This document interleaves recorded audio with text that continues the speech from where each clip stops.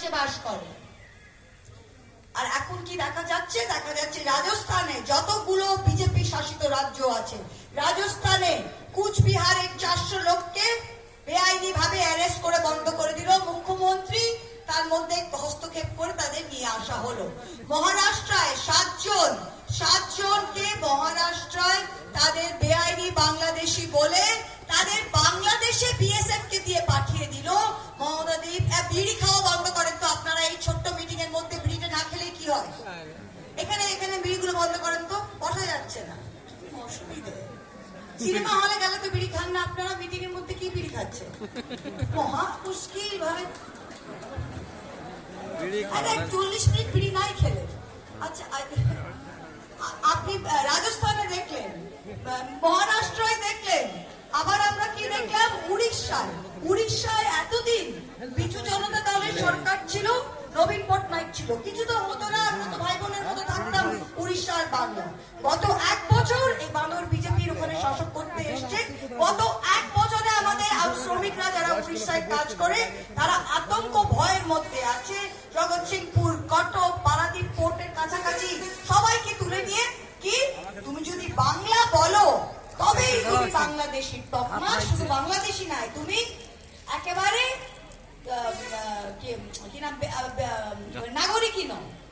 আর যদি বাংলা ভাষা বলো আর তোমার নাম একটা মুসলমান, তাহলে তো তুমি একেবারে 100% বাংলাদেশ থেকে আতঙ্কবাদী, রোহিঙ্গা কি না কি আমাদের মানুষকে তকমা।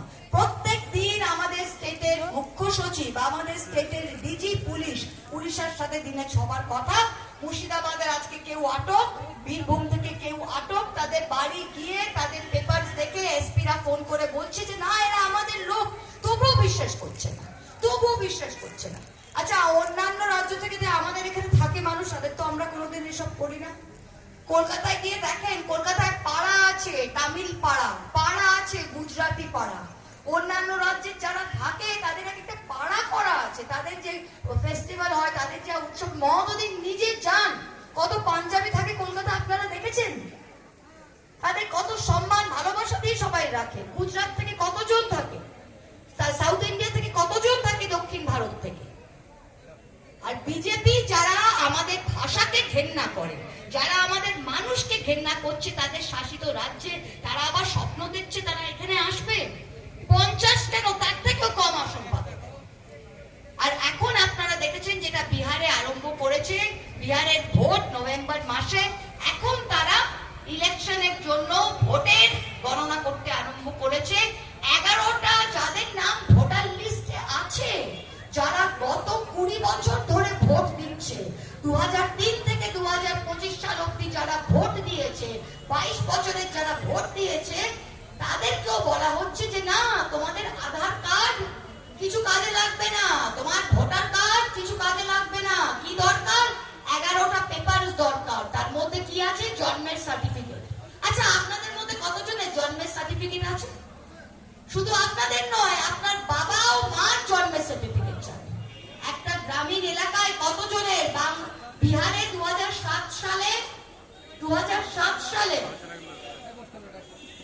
60% মানুষের ছিল জন্মের সার্টিফিকেট। তারা বলছে পাসপোর্ট।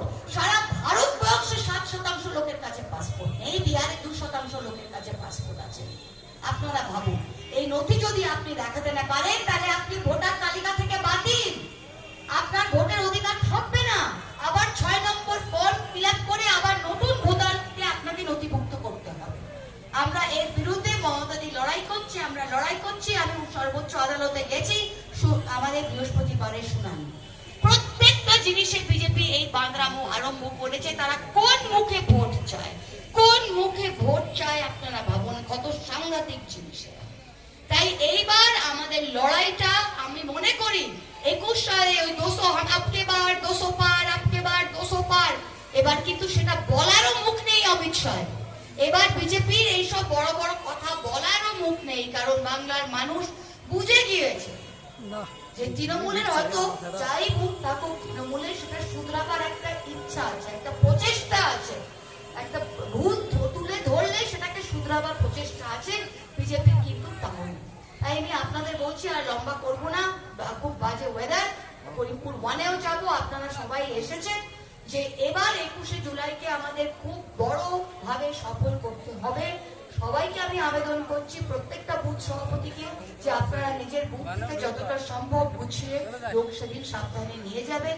আর আমি সোমেনকে বলেছি, কার্তিককে বলেছি যে আমাদের প্রত্যেক বছর ওখানে গিয়ে নদিয়ার বাসগুলো ঢুকতে দেয় না, কি কি প্রবলেম হয় ওটা একটু আগে থেকেই আমাদের জানিয়ে দেবে, কারণ বাসগুলো ঢুকতে দেয় না, বাস ঘুরিয়ে দেয়, মানুষটা 11 কিলোমিটার 10 কিলোমিটার কোথায় যাবে কেউ বুঝতে পারে না। এবার যাতে সেটা না হয় তোমরা আমাকে লিখে পাঠিয়ে দিও, যাতে চেষ্টা করবো।